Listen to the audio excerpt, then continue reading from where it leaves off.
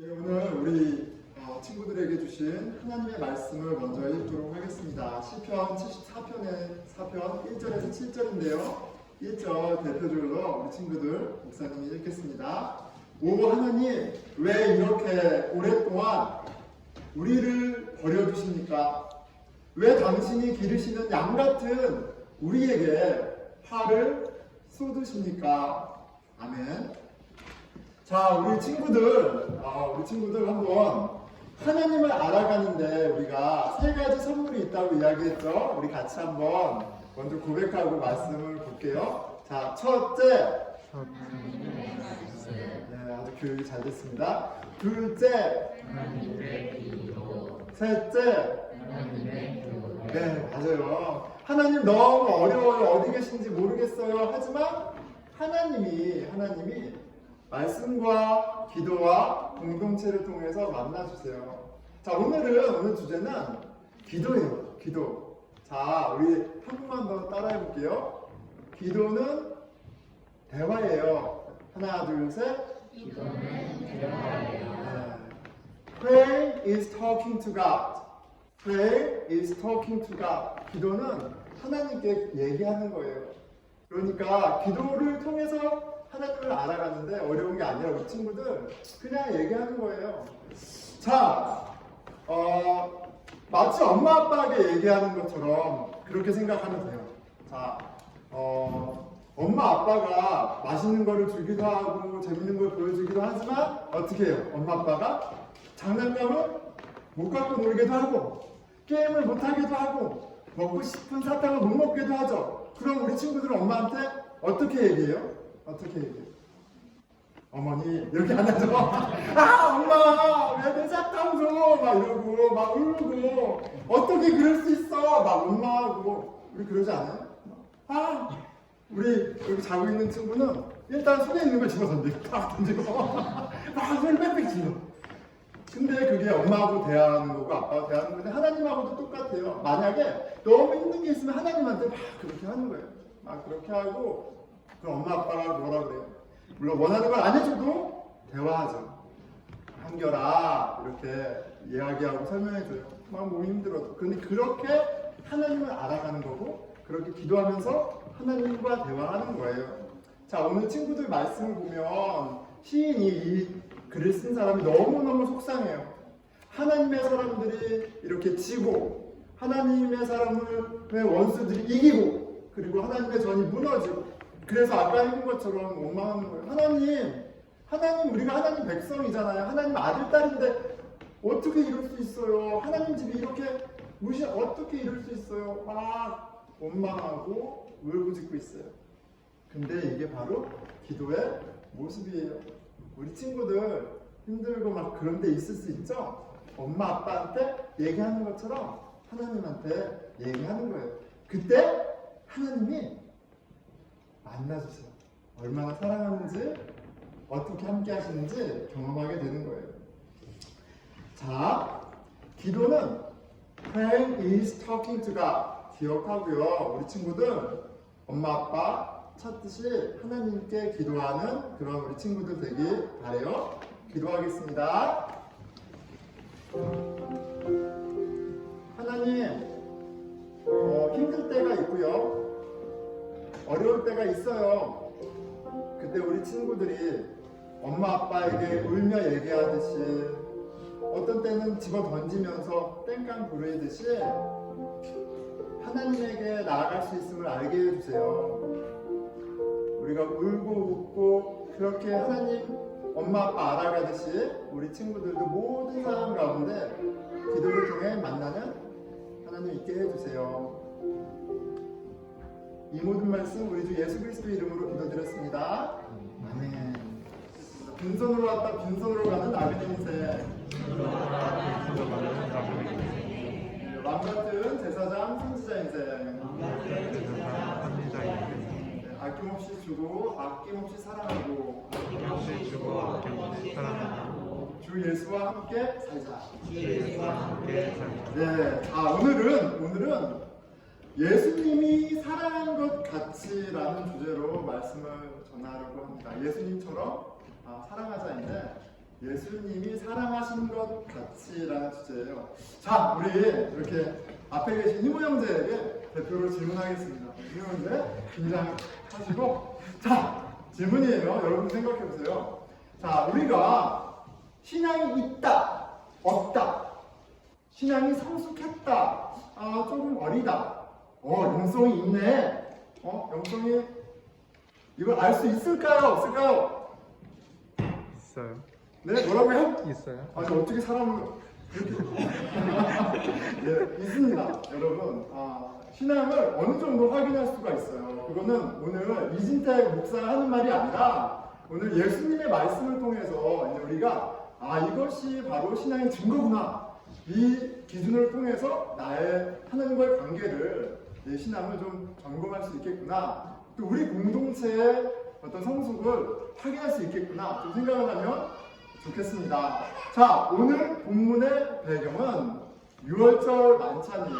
이제 곧 예수님께서 십자가에 못 박혀 죽으시기 얼마 안 남으셨습니다. 그때 있었던 일이에요. 자, 제자들에게 이제 3년여간의 하나님 나라 복음 사역을 하시면서 진리에 관해서, 아버지의 뜻에 관해서, 당신이 그럼 어떻게 하나님의 뜻을 이루실지에 대해서 다 이렇게 진짜 인텐스 과정을 갖췄죠. 3년 동안. 이제 뜻을 이루기 바로 직전이에요. 그리고 이 순간은 지금까지 가르쳤던 모든 것의 핵심, 메인 포인트, 그걸 가르쳐주는 말씀입니다.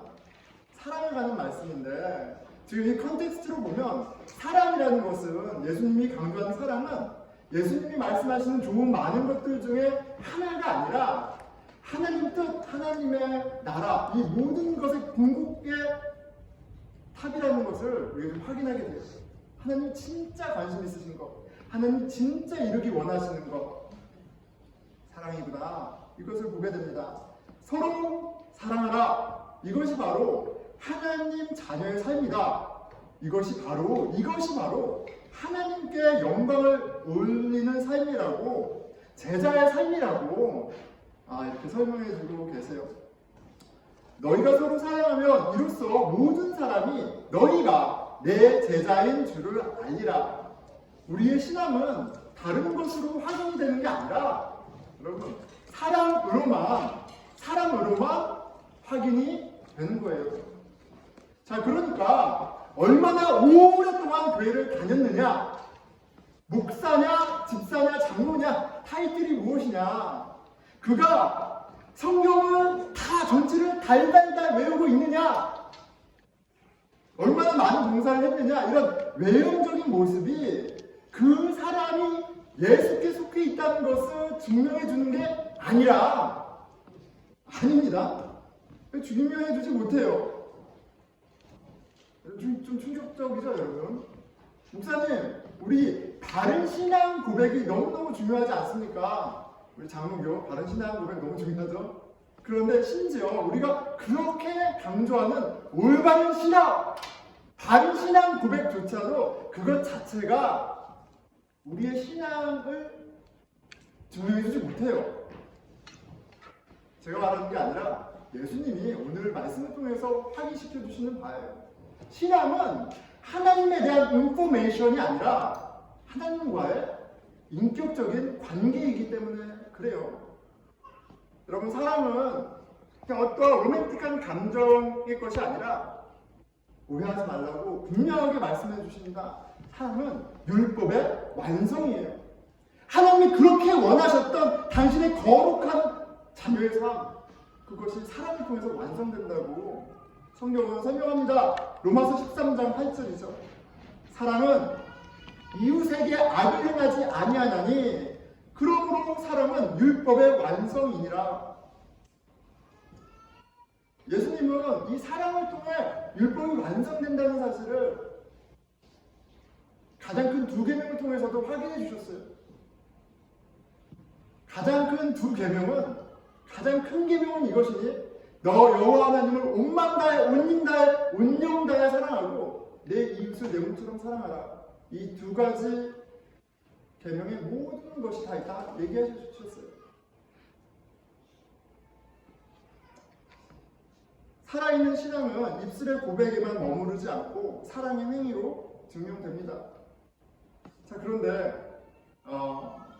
이렇게 얘기하실 수 있을 것 같아요. 목사님, 그럼요. 우리 사랑의 종교인데 알죠. 목사님 사랑 알지요. 사랑해야죠. 이웃 사랑해야죠. 원수를 용서하고 사랑해야죠. 다 알아요. 죄인도 사랑하고 너무나 당연한 거 말씀하시는 거 아니에요? 이렇게 얘기하실 수도 있죠. 맞습니다. 우리가 행하고 지켜야 할 첫 번째 가장 중요한 개념 사랑, 그걸 얘기하고 있는 거예요. 오늘 본문에. 그런데 되게 중요한 부분을 생각하게 하세요. 새 계명을 너희에게 주노니 서로 사랑하라. 내가 너희를 사랑한 것 같이 서로 사랑하라. 사랑하는 것 자체가 중요한 게 아니라 how to가 중요한 거예요. how to가. 하나님이 기뻐하시는 참사랑이 있고 그렇지 않은 것이 있어요. 우리가 생각하는 그 막연한 나에게 편한 사랑을 하면서 하나님 뜻과는 전혀 상관없는 사랑을 하면서 사랑을 하고 있다면 굉장히 착각하고 있는 겁니다. 이게 왜 이렇게 중요해요? 우리의 신앙이 이 사랑으로만 확인되기 때문에 그래요. 내가 어떤 사랑을 하고 있는지 돌아보고 그렇게 하나님의 관계를 보는 은혜가 있었으면 좋겠습니다. 내가 너희를 사랑한 것 같이 하는 거예요. 예수님이 사랑한 것 같이 사랑해야만 하는 거예요. 다른 사랑은 다 가짜입니다. 죄송하지만 다 가짜예요. 내 방식대로, 내 느낌대로 하는 사랑은 다 X예요. 다 가짜입니다. 예수님께서 직접 보여주신 사랑만이 진짜예요. 오늘 본문이 놓여있는 13장은 그 사랑이 어떠한 것인지에 대해서 오늘 구절로만 말씀하시는 것이 아니라 온 몸에 각인할 수 있게끔 오해하지 않게끔 생생하게 보여줍니다. 13장을 전체로 좀 살펴볼 거예요. 자, 거기에 앞서서 가짜 사랑이 무엇인지 좀 봤으면 좋겠습니다. 자, 가짜 사랑은 하나님이 예수님을 통해서 보여주신 참사랑이 아니라 하나님이 없는 가짜 사랑은 본질적으로 명확한 특징이 있어요. 자기 사랑이에요. 자기 사랑입니다. 그리고 그 자기 사랑은 그 자기 중심적인 사랑도 아니죠. 그런데 굳이 말하면 자기 중심적인 사랑은 두 가지 면에서 경험되어지고 보여집니다. 첫째, 내 방식대로 사랑해요. 내 방식대로. 내가 자라난 독특한 환경이 있죠, 여러분. 부모에게서 본 방식이 있어요. 내가 배운 방식이 있습니다. 나에게 딱 맞는 방식이 있어요. 저는 유교적인 그런 우리 한국 사람이니까 문화 가운데 자랐잖아요, 여러분. 그래서 저에게 사랑을 돌아보니까 내 방식의 사랑은 그 가짜 사랑은 뭐였냐면 예의를 지키는 거예요. 예의를 지키는 거. 선을 잘 지키는 거. 그리고 참는 거. 저희 어머니가 인내의 화신입니다. 참는 거. 그리고 의리. 이런 것이 사랑이라고 생각했습니다. 저에게 사랑은 예의, 인내, 의리 같은 미덕의 집합체예요. 그런데 결국 나 중심적인 사랑이에요. 왜 그래요?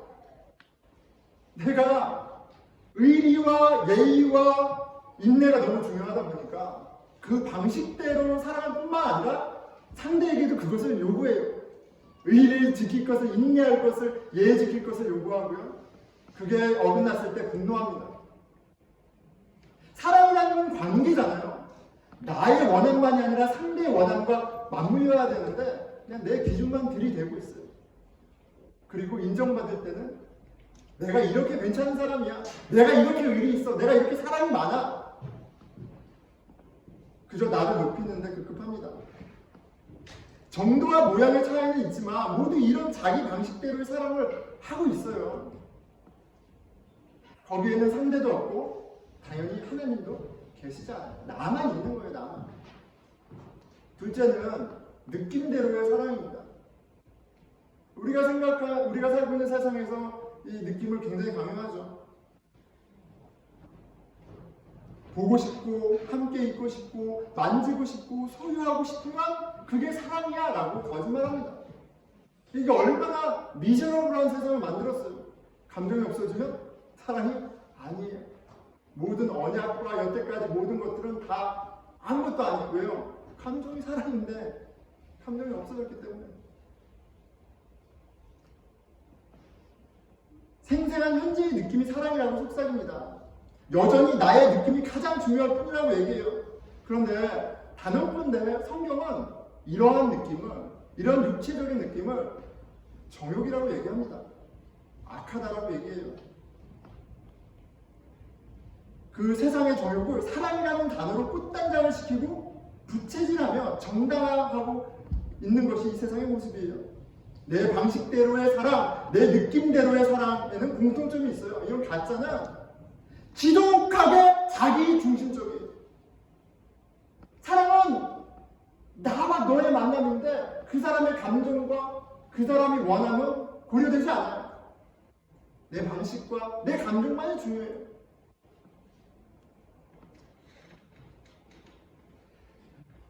나의 가치이든 나의 느낌이든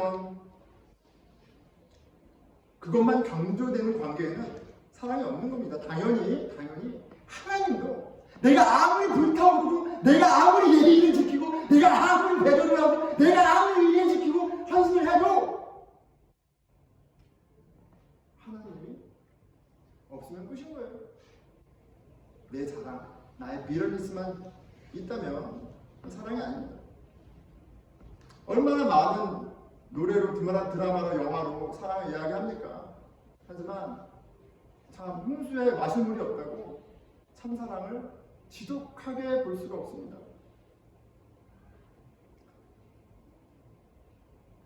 가짜가 판치는 세상에 오늘 성경은 진짜 사랑이, 생명을 살리는 사랑이, 영혼을 살리는 사랑이 무엇인지 보여주고 있습니다.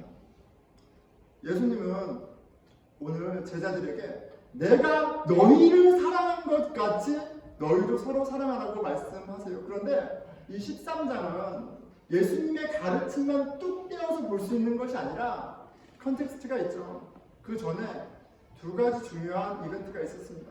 첫째는 예수님이 제자들의 발을 씻겨주는 드라마가 있었어요. 두 번째는 가룟 유다가 예수님을 배로 탈바하기 위해서 떠나는 장면이 있었습니다. 그걸 같이 엮어서 바라봐야 돼요. 내가 너희를 사랑한 것처럼 사랑하라 얘기하실 때 예수님은 그 사랑이 어떤 것인지 제자들의 발을 씻겨주시면서 이제 그 자신을 배신하고 등 돌리고 도망칠 그 제자들의 발을 씻겨주시면서 그리고 나를 팔고 유다를 뻔히 보는 앞에서 참사랑을 보여주십니다. 자, 세족식에 예수님이 보여주시고자 하는 진짜 사랑의 모습이 있어요. 그 세족식의 의미를 살펴보겠습니다. 여러분, 발을 씻는 거는요, 발을 씻는 건 어떤 의미가 있을까요? 내 옆 사람의 발을 씻는다고 한번 생각해 보세요. 뭐 쉽게 생각할 수 있는 부분도 아닐 뿐더러 누가 내 발을 씻어준다고 굉장히 부담스럽죠. 자, 그런데 중요한 것은 발을 씻는 것은 노예의 일이라는 점이에요. 노예의 일입니다. 발을 씻는 건 노예 슬레이브가 하는 일이에요. 그러니까 예수님이 제자들의 발을 씻어주는 것은 어떤 감동적인 이벤트 내지는 로맨틱한 그런 장면이 아니에요. 당시 유대인들, 뭐 지금도 마찬가지죠. 샌들 신고 발을 돌아다니면 발이 얼마나 더러워지겠어요. 온갖 먼지로 더럽혀진 발을 씻는 것은 노예들 중에서도 가장 낮은 노예의 몫입니다. 성경에 복음서에 이 발과 관련된 에피소드가 있죠. 세례자 요한이 예수님과 자신을 빗대어 예수님 앞에 자기가 어떤 존재인지를 고백할 때 이 신발에 발에 비유를 듭니다. 곧 내 뒤에 오시는 그이라 나는 그의 신발끈을 풀기도 감당하지 못하겠노라 하더라. 선생님과 제자는 당시에 철저한 순종에 선생님에게는 무조건 순종해야 돼요.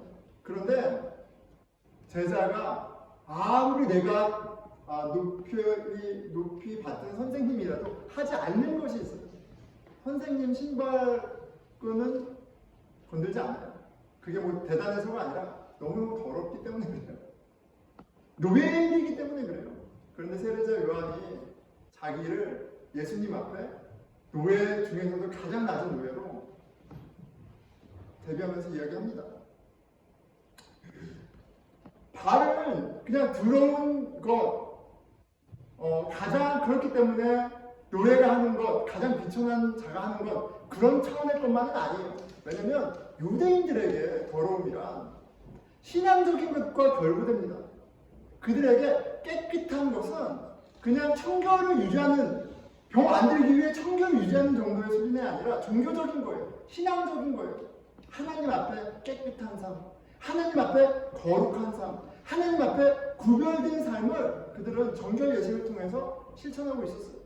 그렇기 때문에 더러운 것을 손을 대는 것은 그들의 거룩함을 훼손시키는 거예요. 그래서 더러운 것들은 만지지 않습니다. 더러운 것을 만지라고 하는 건 그를 모욕하는 것이고 해서 안 되는 거예요. 유대인들끼리도 종 주인의 관계가 있었어요. 그런데 유대인 주인이 유대인 종에게 시키지 못하는 것들이 있었어요. 그 중에 하나가 발을 씻기게 하는 일이에요. 왜요? 이거는 그냥 깨끗함과 더러움의 차원이 아니라 신앙적인 차원의 것이기 때문에 그래요.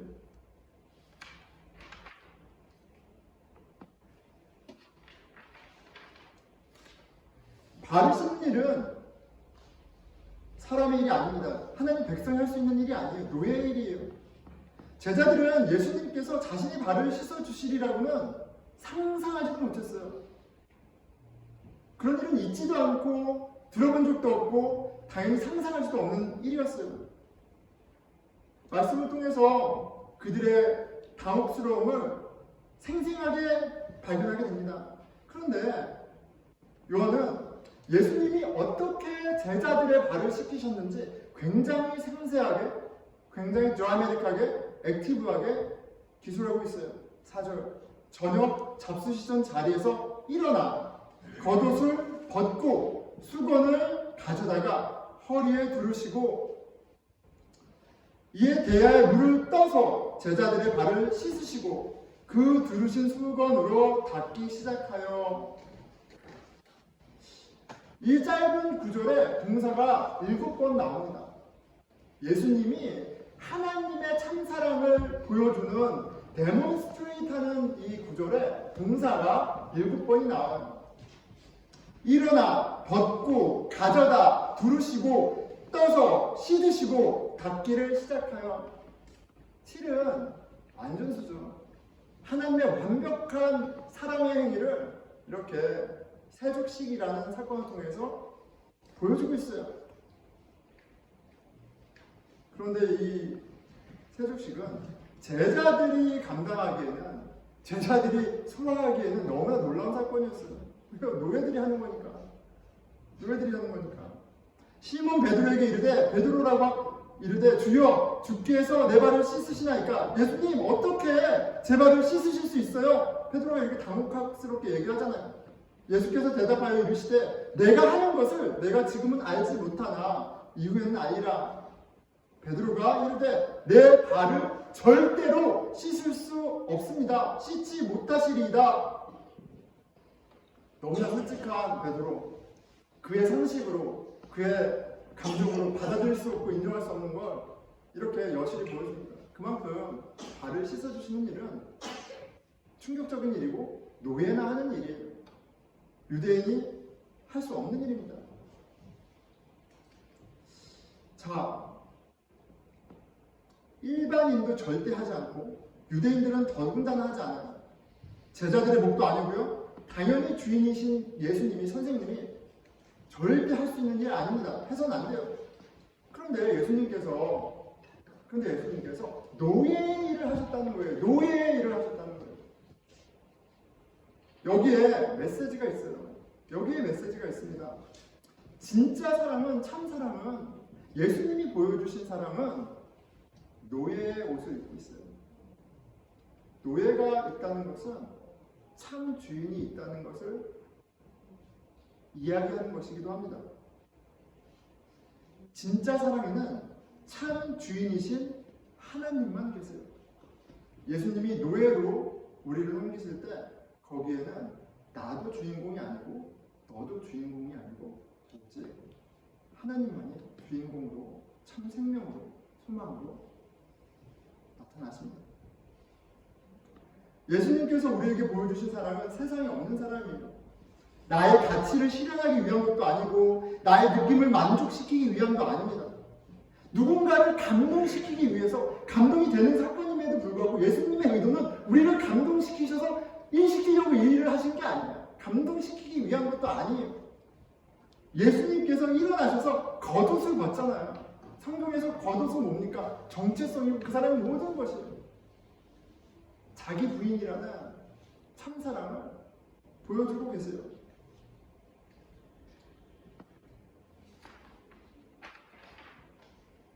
그들의 발을 씻으신 후에 옷을 입으시고 다시 앉아 그들에게 이르시되 내가 너희에게 행한 것을 너희가 아느냐? 너희가 나를 선생이라 또는 주라니 너의 말이 옳도다. 내가 그러하다. 내가 주와 또는 선생이 되어 너희 발을 씻었으니 너희도 서로 발을 씻어주는 것이 옳으니라. 내가 너희에게 행한 것 같이 너희도 행하게 하려 하여 본을 보였노라. 내가 너희를 사랑한 것처럼 서로 사랑하라. 이 말씀은 3장 15절에 제자들의 발을 씻기시고 하신 그 말씀 가운데 이미 생생하게 그것이 어떠한 것인지 보여주고 있어요.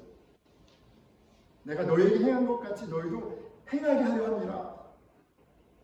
예수님이 제자들의 발을 씻어주는 것이 바로 예수님이 보여주신 사랑의 본입니다.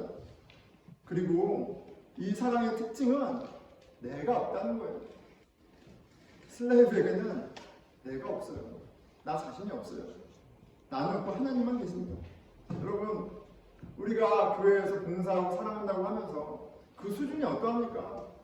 밥 해주고 아이도 주고 뭐 돌봐주고 그것이 신앙의 증거가 될 수 있을까요? 여러분, 불교 신자는요, 더 많이 봉사합니다. 더 많이 희생합니다. 누군가의 발을 씻어주는 행위 자체가 사랑이라고 생각하면 정말 오해예요, 여러분. 그거는 사랑이 아니에요. 그거는 예수님이 보여주신 참사랑이 아니에요. 신앙도 아닙니다. 여러분, 사람들이 자기 의를 위해서, 자기 만족을 위해서 얼마나 열심히 소위 말한 선한 일들을 하고 자기 희생을 합니까? 지금 한국의 대통령 선거로 두 분이 막 지금 열심히 하고 있어요. 그런데 얼마나 많은 분들이 자기처럼 자기를 희생하면서 대통령 선거를 하고 상대를 모욕하고 상대를 죽일 듯이 공격합니까? 내가 옳다고 생각하는 것, 그것을 위해서, 내 느낌에 맞는 것을 위해서 우리는 모든 것을 바치는 사람들이에요. 그거는 사랑이 아니에요. 그냥 자기 만족이에요. 자기 의예요. 헷갈려서는 안 돼요.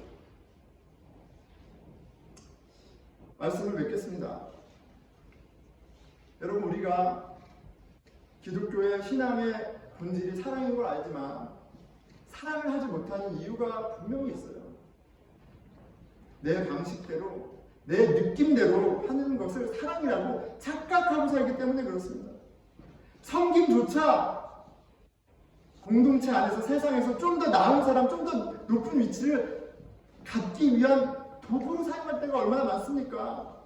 더 좋은 목사로 보이기 위해서, 더 괜찮은 남편, 더 괜찮은 아비로 보이기 위해서, 어미로 보이기 위해서 우리가 그 선행을 사용할 때가 얼마나 많아요.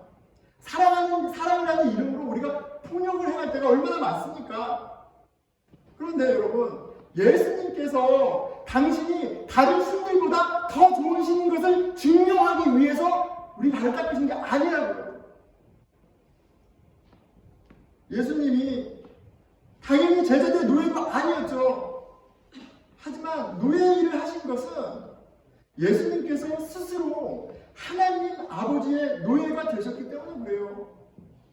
하나님 아버지만 보이니까 아버지의 일을 할 수 있는 겁니다. 어떤 도덕적인 뭐 그런 게 아니라고요. 그런데 그 아버지가 사랑의 하나님이시기에 우리를 사랑으로 섬기신 거예요. 그 아버지가 보이니까 사랑하게 되는 거예요. 세상의 눈으로 목사고 성도고 제자고 선생이고 학생이고 다양한 모습으로 보일 수 있지만 하나님이 주인이 되시고 하나님의 마음이 우리의 마음이 되면 우리는 굉장히 심플해지는 거예요. 다 하나님의 존귀한 자녀일 뿐이에요. 내가 보듬고 내가 품고 함께해야 그런 가족일 뿐이에요. 여러분, 보스턴은 매일 매주 매달 새로운 사람들이 오고 떠나는 동네입니다. 우리는 어떤 마음으로 방문하는 사람들을 바라보고 관계를 맺어갑니까? 한번 돌아봤으면 좋겠습니다. 하나님이 보이시기에 내가 오늘 만난 그 형제 자매에게 기꺼이 노예처럼 그를 섬기고 그를 존귀히 여기는 그런 일들이 있습니까? 그런 사랑이 있습니까? 이야기를 해보니까 나하고 좀 관심이 맞아. 이야기를 해보니까 내 인맥에 좀 도움이 될 것 같아. 이야기를 해보니까 나에게 좀 도움이 될 것 같아. 오래 있는데 벌 2년이나 있는데 3년이나 있는데 아니 이야기를 해보니까 그냥 이번 주에 왔다 간대. 이야기를 해보니까 듣도 보지 못한 대학교 출신이야. 이야기를 해보니까 다른 전혀 관계없어. 여러분, 우리에게 관계를 결정짓는 기준이 무엇입니까? 내 방식대로, 내 느낌대로입니까? 아니면 우리를 구원하신 예수 그리스도, 그 예수 그리스도를 보내주신 하나님이 보이기에 용납하고 섬기고 함께하는 관계입니까? 여러분, 상대가 내가 마땅히 사랑하고 섬겨야 할 보배로 보이는 것이 그게 신앙이에요. 존귀한 존재를 보이는 것이 그게 신앙입니다. 높은 사람이 겸손해서 사람이 많아서 낮은 사람을 섬기는 것이 아니에요. 내 앞에 주님이 보이시기에 섬기는 겁니다. 예수님이 가르쳐 주신 사랑은 하나님에게 하듯 서로에게 말하고 행동하는 거예요. 사람보다 나의 주인이신 예수님이 먼저 보이는 은혜가 있기를, 그런 거룩함이 우리 가운데 있기를, 그런 영성이 있기를, 무엇보다도 그런 사랑이 있기를 축원합니다. 너희가 서로 사랑하면 이로써 모든 사람이 너희가 내 제자인 줄 알 것이다. 오직 예수께서 하나님의 발을 씻듯이 제자들의 발을 씻으신 것처럼 우리가 서로 사랑할 때만 우리가 예수님의 제자인 것이, 우리가 하나님의 자녀인 것이 확인되는 거예요. 근데 여기에 너무너무 좋은 소식이 있습니다. 주님이 이 사랑을 가르쳐 주실 때, 주님이 제자들의 발을 씻겨 주실 때 그들이 의롭거나 그들에게 하나님이 기뻐하시는 사랑이 있어서가 아닙니다. 그들은 곧 예수님을 배반하고 떠날 사람들이고, 바로 그 순간 유다는 예수님을 팔기 위해 그 자리를 떠난 상태입니다. 우리가 아직 죄인 되었을 때, 우리가 아직 죄 가운데 어둠 가운데 있을 때, 우리가 아직 우리의 정욕의 문제를, 우리의 무지의 문제를 해결하지 못하고 있을 때 예수 그리스도가 진리와 은혜가 충만하신 우리 하나님이 오셔서 우리의 발을, 우리의 죄를 당신의 피로 깨끗하게 하셨다는 사실입니다. 예수님이 우리를 먼저 사랑하셨기에 우리가 예수님의 사랑을 꿈꾸고 사랑하게 됨을 믿습니다. 기도하겠습니다.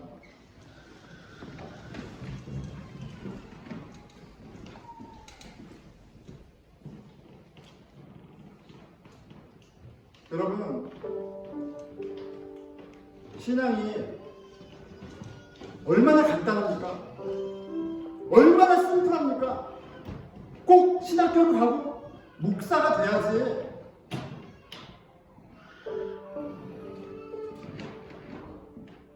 신앙이 성숙한 게 아니에요. 그렇잖아요.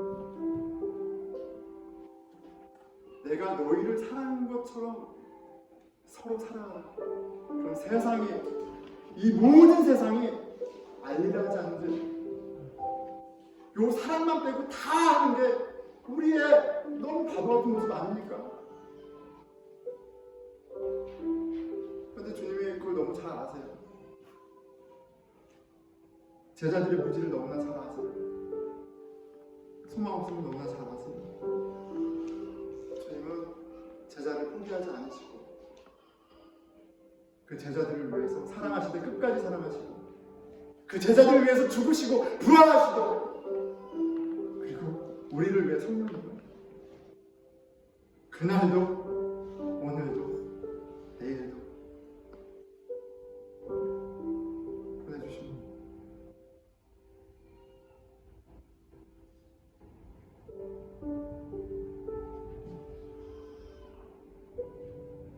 오늘 말씀을 통해 우리의 악함과 부끄러움이 드러났다면 그런 우리를 위해 오신 예수 그리스도를 바라보는 그 기도를 함께 드리겠습니다.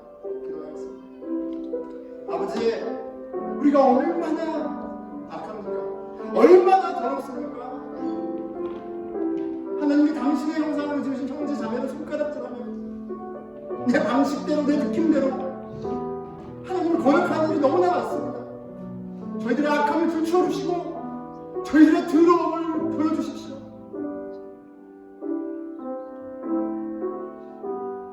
저희가 아직 죄인 되었을 때 우리의 더러움 가운데, 우리의 죄악 가운데 어쩔 줄 모를 때 우리를 위해 찾아오신 예수 그리스도를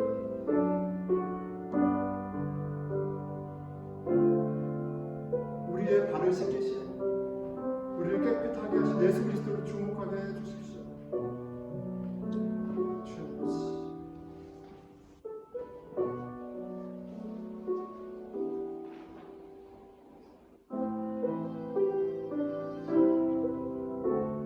우리 공동체를 위해서 기도하겠습니다. 여러분, 너무 봉사하고 섬기고 그러려고 애쓸 필요가 없습니다. 그거 하려고 모인 게 아니에요. 우리는 우리를 구원하신 예수 그리스도로 당신의 부르심으로 모이게 된 가족이에요. 우리에게 하나님 아버지가 보이며 우리에게 하나님 아버지가 보이며 다른 건 다 되네요. 사랑은 율법의 완성이라고 하셨어요.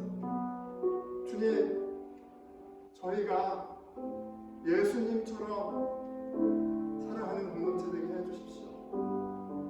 우리 관계 가운데 하나님만이 주인공 되는 예수님만이 보이는 공동체 되게 해주십시오.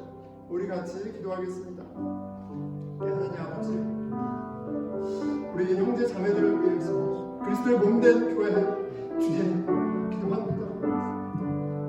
주님, 우리를 구원하시고 피값으로 우리를 깨끗하게 하시고 부활의 영광 가운데 자녀 삼으신 그 복음이 우리 마음 가운데 생생히 역사하게 해주십시오. 우리의 자랑이 되게 해주시고 우리가 서로를 용납해야 하는 이유가 되게 하시고 우리가 서로를 형제요 자매라 부르는 이유가 되게 해주십시오. 다른 것이 우리를 결정하지 않게 하여 주시고 당신의 사랑이, 그 사랑만이 우리의 자녀됨을 드러나게 해주십시오.